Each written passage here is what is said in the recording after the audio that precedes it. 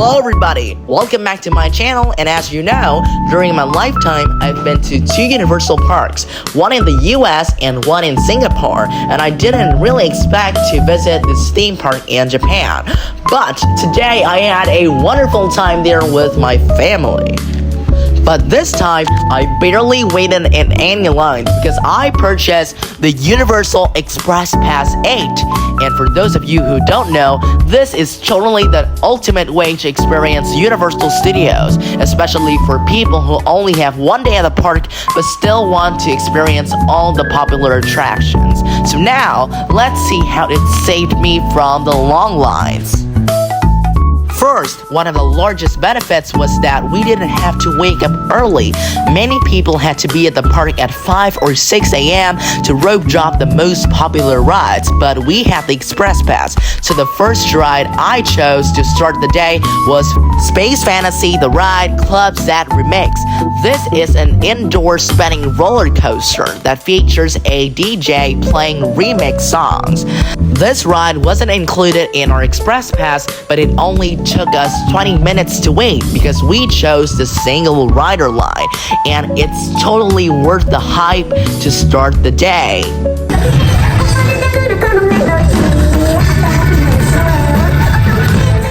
After a thrilling experience at Space Fantasy, the ride Club Z Remix, we made our way down to Jurassic Park to use our very first Express Pass of the day, the Flying Dinosaur. This accelerating flying roller coaster gives you the feeling of flying over to Jurassic Park like a pteranodon, and also gives you a glance of it. At first, I thought it was just like any other roller coasters, but when I got on the ride, it was a one-of-a-kind experience, and actually, I did this ride twice a day.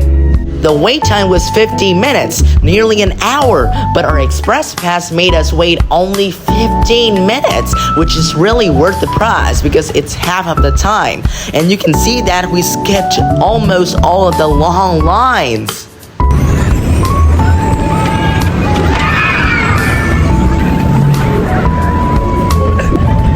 After having a flight over the Jurassic Park, it's time for my second Express Pass, Illumination's Billion Con Minion Blast. This is the newest ride at the Minion Land and also the newest ride of the Universal theme park franchise. But the reviews aren't really good because many people said that it was too boring. So I decided to check it out for the first time. The wait time was 60 minutes, but we only waited 5, and you can see that I skipped all of the long lines and got straight into the ride. So, this is how this ride works. You get a mini blaster, you blast it at the villains to get points. That's it. But it turned out better than I had expected, and the ride was pretty interesting though. But if I had to wait 60 minutes, I won't do it because I think it's not really worth the wait. The second ride I chose to experience in Minion Land is Despicable Me Minion Mayhem. This is a 3D motion simulator ride. You sit in theater seats that tilt, shake, and dip, combined with a 3D massive screen that creates the illusion of flying, diving, and bouncing through Gru's supervillain laboratory. This ride wasn't included in our Express Pass, but we chose the single rider line in exchange for a shorter wait time, so we only waited 10. And it's pretty fun. After getting 4 rides done, it's time to move on to the most crowded area of the entire theme park, Super Nintendo World. And for those of you who don't know, in order to enter this area, you have to get an area timed entry ticket. But because we have the Express Pass, there's no need to get one. But we had to wait 15 minutes because the area was too crowded. Now, let's check it out.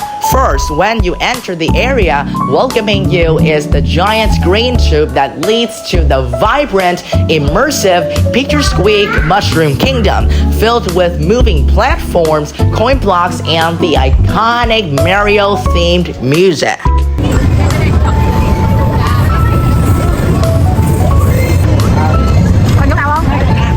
The first ride I did at Super Nintendo World is Mario Kart Koopa's Challenge. This is an interactive 3D dark ride where you can race along the Mario characters, aim and fire shells at the villains like Bowser, Shy Guy, and a lot more. The wait time is 120 minutes, but with the Express Pass, we only waited 20, which makes the pass really useful and worth the price. In my opinion, this is a really fun ride for families and friends. All of the details of the queue, the ride, the carts are so beautiful and magnificent. I think Universal did a really great job at bringing the famous Mario Kart video game to life without making the fans disappointed. Next up is Yoshi's Adventure. This is an interactive, slow-moving dark ride which is designed for guests of all ages. So here's the storyline. You will step into the world of Yoshi's Island to help Captain Toad on a treasure hunt. With the map left behind, you will board the Yoshi-shaped vehicles to find the 3 mysterious, glowing colored eggs hidden throughout Mushroom Kingdom. The wait time is 70 minutes, but with the Express Pass, we only waited 15. In my opinion, this is a pretty fun ride and all of the details are so cute. But if I had to wait 70 minutes, I won't do that again. But I think it will mostly be suitable for people who want a full view of Super Nintendo World from the top.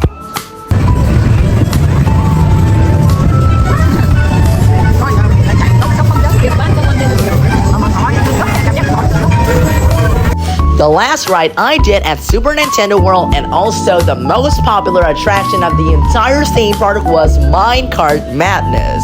When I got to the entrance of the ride, the wait time was 5 hours, and even with the Express Pass, we still had to wait 1 hour. But when I got off the ride, I realized the reason why this attraction was so crowded. So here's the storyline. You join Donkey Kong to protect the golden banana from the Tiki Tak tribe, and during the ride, you'll experience the illusion of jumping between the gaps of the rails, and it was so real. But if I had to wait 5 hours, I won't waste it just to get on a 2-minute roller coaster. For lunch, we had our meal at Kinopio's Cafe, which is the most crowded restaurant of the park. So in order to eat at this place, you need to have a reservation. And it was so hard to get that it took me nearly 30 minutes just to get one. But the food was so delicious, especially the mushroom soup, a little bit creamy but really tasty. I really recommend you try this dish whenever you visit Kinopio's Cafe. After filling our stomach, it's time for something magical. So now let's move on to the wizarding world of Harry Potter. The first attraction we did at the Harry Potter land was Fight at the Hippogriff. This junior steel coaster spirals and dives around a pumpkin patch and swoops past Hagrid's hut. The wait time was 70 minutes, but our Express Pass only made us wait 5. It's a pretty fun ride. It has some small drops, spirals, and stuff, but I think I won't do it again because it only lasts more than a minute. I wish it could be a little longer. Next up is Harry Potter and the Forbidden Journey. This is a multi-dimensional motion simulator dark ride, and trust me, this is one of the greatest rides of Universal Studios of all time. All of the details are so identical to the Harry Potter films, and the moment you walk into the queue, you will get a full tour of the Hogwarts castle, including the iconic talking portraits. The wait time was 70 minutes, and we were meant to only wait 10, but the ride broke down by accident, so it took us a little longer. Before leaving the Harry Potter land, we got some iconic butterbeer, and I'm not gonna lie, it was really delicious with some cream on the top and the sweet water on the under. One of the last attractions we did at Universal Studios was Hollywood Dream the ride. The wait time was 90 minutes, but with the Express Pass, we only waited 15. This roller coaster is pretty different from the others because this one lets you choose your own song during the ride, and trust me, this makes the experience a lot better. After a lap on the roller coaster, we made our way back to Jurassic Park to ride Jurassic Park the Ride. This is a thrilling water ride combined with a dark ride. Guests will board large rafts to begin the Jungle River boat tour. At first, everything is peaceful, but then it suddenly goes wrong. Then it ends with a 25.9 meter drop. The ride is pretty good and it only took us 35 minutes to ride, even though it wasn't included in the express pass. The last ride we did at Universal Studios was Jujutsu Kaisen, the real 4D clock tower of recurrence. The name seems a little bit complicated, but it's just simply a 3D theater, nothing more. But the ride was pretty good and it only took us 20 minutes to ride. After a wonderful day at Universal Studios Japan, it's time to have dinner. Thank you so much for watching my video and I'll see you in the next one.